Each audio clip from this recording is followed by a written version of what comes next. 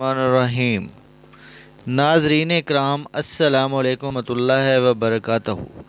आज हम आपके लिए एक ऐसी इस्लामी कहानी लेकर आए हैं जो हर मर्द और औरत के दिल को छू लेगी। ये कहानी है एक नेक और अच्छी बीवी की, जिसकी वजह से एक घर जन्नत बन गया।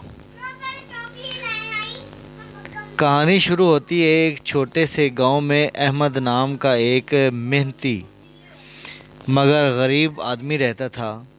उसकी बीवी का नाम ऐशा था।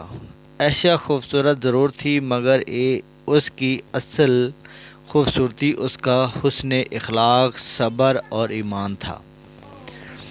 घर में कभी तंगी होती, कभी खुशी, लेकिन ऐशा के चेहरे पर कभी शिकवा नहीं आता। वो हमेशा कहती कि जो अल्लाह देता है वही हमारे लिए बेहतर है। अच्छी बीवी की खूबियाँ 7। कहानी अच्छी बीवी की खूबियाँ कहानी के साथ ऐशा की सबसे बड़ी खूबी ये थी, वो अपने शौहर की इज़्ज़त करती। नंबर 2, उसके सामने आवाज़ ऊंची ना करती। नंबर 3, उसकी कमज़ोरियों को उछालती नहीं, हर मुश्किल में उसका साथ देती। नमाज, दुआ और हया की पाबंद थी।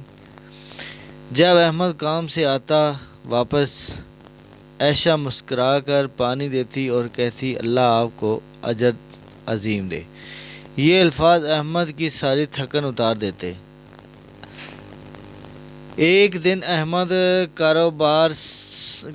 को कारोबार में सख्त नुकसान में चला गया। वो परेशान, खामोश और टूटा हुआ घर आया।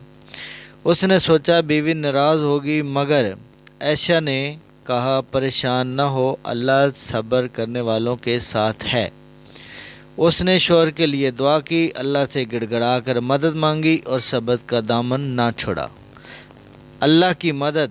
कुछ ही अरसे बाद अल्लाह ने अहमद को पहले से ज़्यादा रिज़्क़ अता फरमाया। अहमद ने एक दिन कहा, अगर मेरी बीवी सब्र न करती तो शायद मैं हार जाता।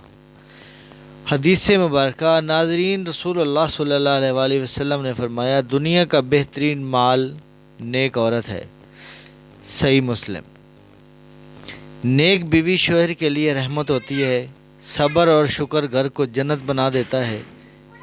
जो औरत अल्लाह को राज़ी रखती है, अल्लाह उसके घर को आबाद रखता है।